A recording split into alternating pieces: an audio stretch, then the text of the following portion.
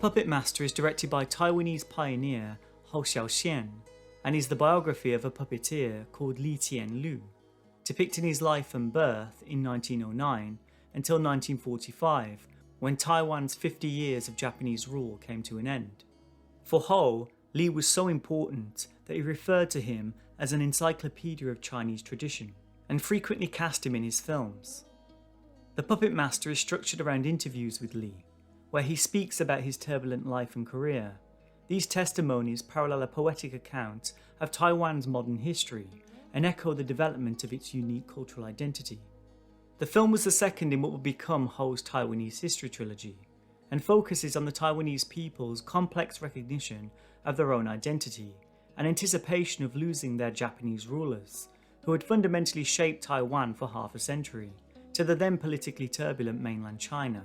Hou has become notorious for his minimalist and elliptical narrative style, to which could be argued the Puppetmaster took to a new level. So much so, critic James Hoberman called it a rebirth of cinema itself, using an intricate array of aesthetics, from its realist performances and documentary-like voiceover to its elliptical narrative structure and use of evocative imagery. The film is an innovation regarding how cinema can communicate with an audience. Hou said, quote, "I want to guide my audience into a situation where, hopefully, what is shown on the screen may cause them to reflect deeply about human lives." End quote. Hou gives the audience no option but to actively engage with the film. He trusts in their ability to interpret, imagine, and recollect.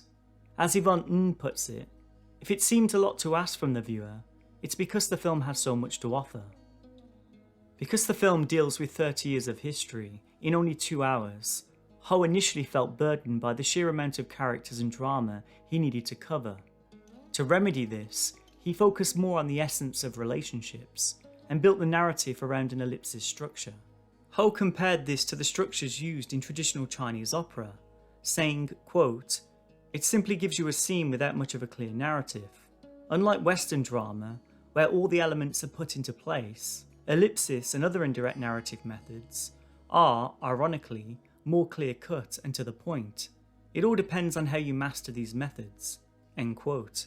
The themes in the film can be understood better via the film's literal title, Drama Dream Life.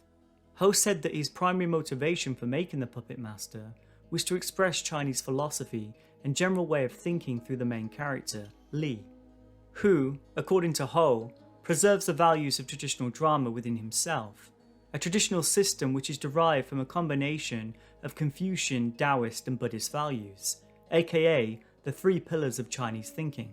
The film aims not only to exhibit the essence of Chineseness, but to preserve it, a conservation of the rituals and traditions from the past, lost to an increasing materialistic and westernized society.